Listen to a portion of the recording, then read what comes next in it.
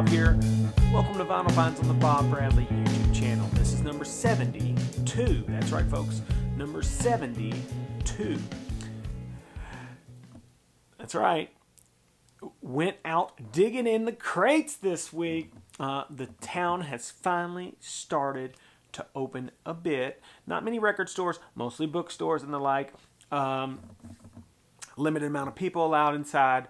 6 foot of social distance. Masks are required.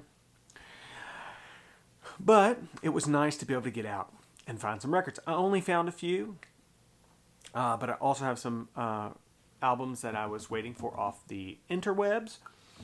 So let's get started now. Coming in hot, this is a bookstore find. Boom, ZZ Top's Recycler. Yeah, this is a somewhat rare record. Came out in the early 90s. This sucker kind of bridges the gap between the old ZZ Top and kind of the Afterburner Eliminator era of ZZ Top. There's plenty of synths and sequencers on this, but there's also some pretty good straight ZZ Top blues on here as well. Most notably, My Head's in Mississippi was a monster hit off of this. I just love the cover. It's got this cool illustration, Cadzilla on the front here. The guys are like kind of in the shadows, you know, kind of mysterious looking in this cool ZZ Top emblem, and in particular these cactuses on the back. I really love the way that looks. This is a neat record. It's sealed. A sealed copy on Discogs sold for $95. So I don't know if I'm going to open this right away. I have the digital copy of the record, and you know, it's pretty cool. Paid $7.99 for it, so I was pretty stoked on that. Next, bam, David Bowie. Yeah, Tonight. This is a common record. I saw it. It was really minty in the shrink. Hype sticker. Says Blue Jean here. Still has the Musicland sticker up here and part of the price tag, which can't really tell how much it was originally, but you know, it's on this EMI label here. You know, what can I say about this? I kind of like side 1 much better than side 2. Like a lot of Bowie stuff, I'm usually in on each record for about 3 tunes, and then the rest of it is just kind of like, you know, I'm not going to talk bad about Bowie, but all I'm going to say is I would say about 40% of his catalog is absolutely dynamite, but it's very clean. I couldn't resist it. Also $7.99.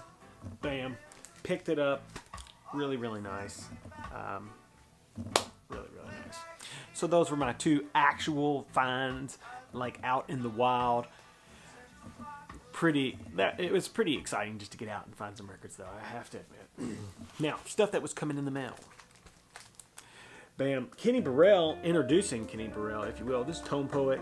You know, I've been deep into these tone poets lately. Really, really cool record here. You know, there is some conga on here, so if you're not real big into that, but, you know, Blue Note, it's mono, because it is the 1500 series. This is prior to stereo. And the personnel looks like this. Kenny Burrell, Tommy Flanagan, Paul Chambers, Kenny Clark, and Candido on the congas. Yeah, really, really high quality sounding record here. Lots of space in the dead wax, so you don't get any of that into the record distortion. It's very nice. Speaking of tone poets, though, bam, finally got it. Tina Brooks' Minor Move. This is real strong, real strong.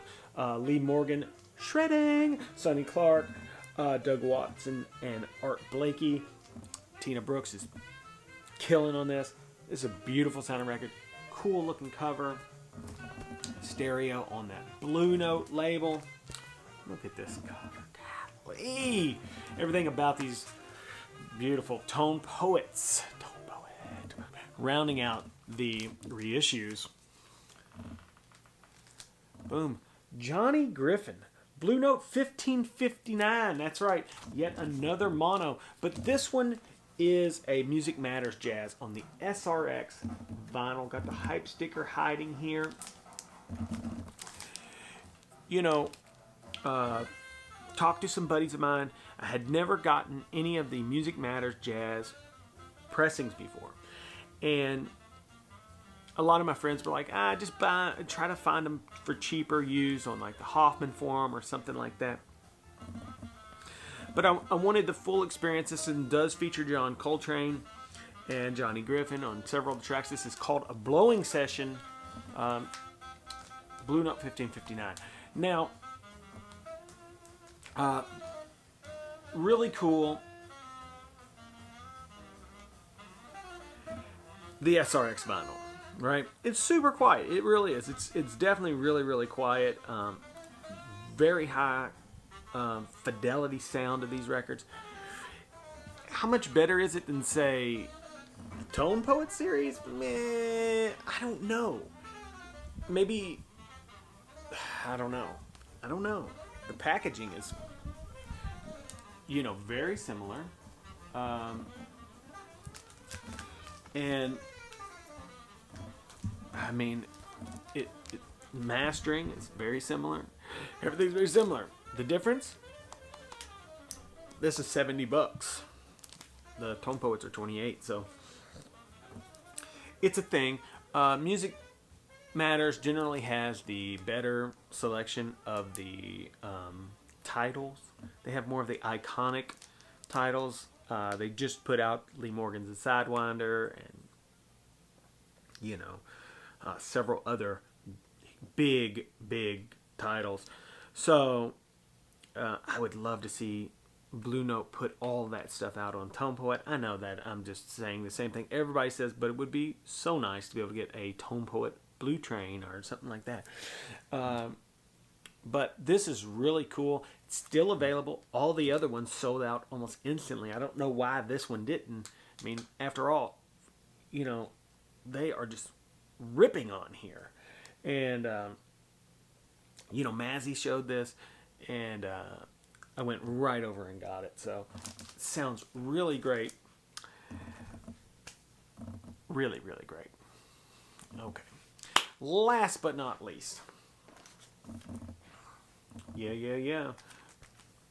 Finally, boom. Thundercat. It is what it is. Obi strip. Kind of a ominous, dark looking cover. Really cool. If you don't know Thundercat, bass virtuoso for sure. Jazz bass virtuoso. Prominent studio musician. Touring musician with lots of modern groups and things. He played with Erykah Badu for a while. He was in Snoop's band. I mean, killer. Just killer. I love this kind of iridescent holographic Obi that they got on here. It's really neat. Mine is the pink one. Thundercat's playing this big pink hollow body bass, I believe. And this is vinyl that kind of matches that. This is from Rough Trade in New York City. It took forever to get it to me because of our current plight, but I'm super glad to have it. Sounds fantastic. This is a dope record. It's like part. It's got a lot of things going on with it. It's jazz. It's got some of that kind of. It's a bit jazzy. It's kind of got a bit of a Steely Dan vibe to it sometimes. It also has a gospel chops element to it. If you know much about that scene, the gospel chops drumming scene. It also has some modern hip hop elements, like that kind of drunk sounding drum beats. Check these things out if you don't know what I'm talking about.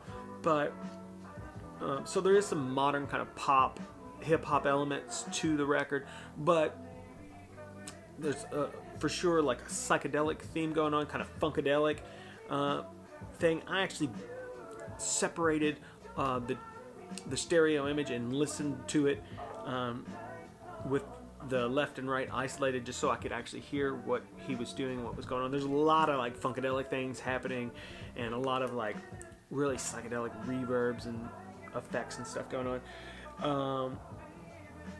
It's a really cool record. Dragon Ball Do-Rag, what a track. Check out the video, I'll link it in the comments. Yeah, really stoked on this. Really, really glad I got it finally. So, but overall, not a huge monster, you know, group of records. But, I'm out there getting records again. So, yeah, that's very, very cool. I have a gig that is scheduled for the 29th. So at this time, bars are not open here, and that's 5 days away. So it would have been coming up this coming weekend, and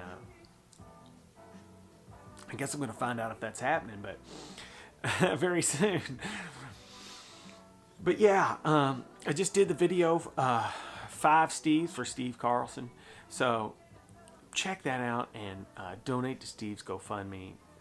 You know, guy lost all his records and stuff, and the dam broke up there in Michigan and flooded his house. You know, 6 feet of water down in the basement, and very little of his collection survived. So, you know, they're just records. They made millions of them, so he can get more of those, but he's probably going to need a little bit of help. So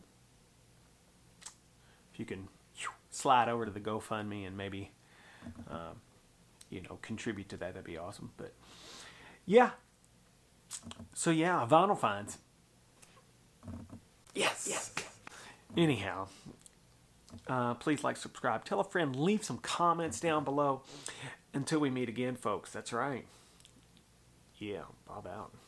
I could try to Nah. merge them. Nah.